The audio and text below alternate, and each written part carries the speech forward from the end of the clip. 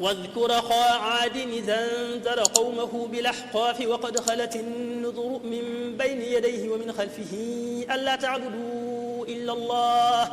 إني أخاف عليكم عذاب يوم عظيم قالوا أجئتنا لتأفكنا عن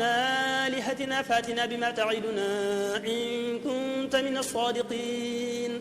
قال إنما العلم عند الله وأبلغكم ما أرسلت به ولكني أراكم قوما تجهلون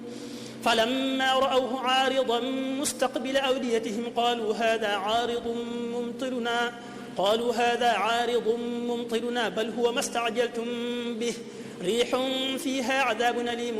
تدمر كل شيء بأمر ربها فأصبحوا لا ترى إلا مساكنهم كذلك نجزي القوم المجرمين ولقد مكناهم في ماء مكناكم فيه وجعلنا لهم سمعا وأبصارا وأفئدة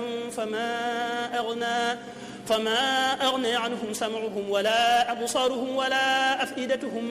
من شيء إذ كانوا يجحدون بآيات الله وحاق بهم ما كانوا به يستهزئون ولقد أهلكنا ما حولكم من القرى وصرفنا الآيات لعلهم يرجعون فلولا نصرهم الذين اتخذوا من دون الله قربانا آلهة بل ضلوا عنهم وذلك إفكهم وما كانوا يفترون وإذ صرفنا إليك نفرا من الجن يستمعون القرآن فلما حضروه قالوا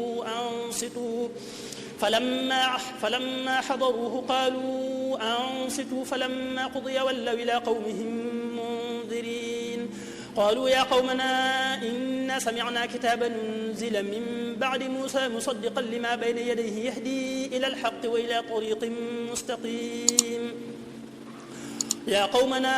أجيبوا داعي الله وآمنوا به يغفر لكم من ذنوبكم ويجركم من عذاب أليم ومن لا يجب داعي الله فليس بمعجز في الأرض وليس له من دونه أولياء أولئك في ضلال مبين أولم يروا أن الله الذي خلق السماوات والأرض ولم يعي بخلقهن بقادر على أن يحيي الموتى بلى إنه على كل شيء قدير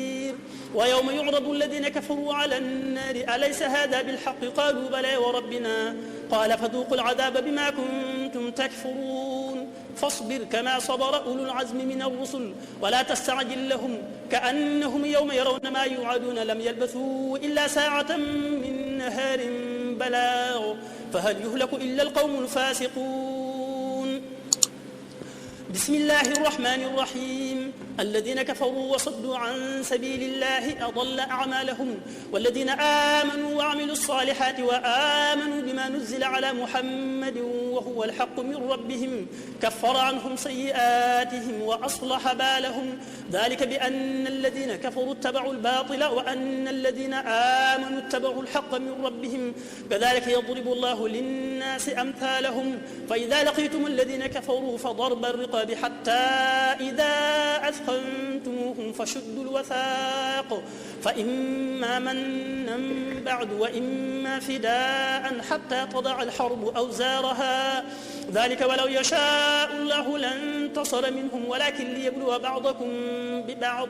والذين قاتلوا في سبيل الله فلن يضل أعمالهم سيهديهم ويصلح بالهم ويدخلهم الجنة عرفها لهم يا أيها الذين آمنوا إن تنصروا الله ينصركم ويثبت أقدامكم والذين كفروا فتعسا لهم وأضل أعمالهم ذلك بأنهم كرهوا ما أنزل الله فأحبط أعمالهم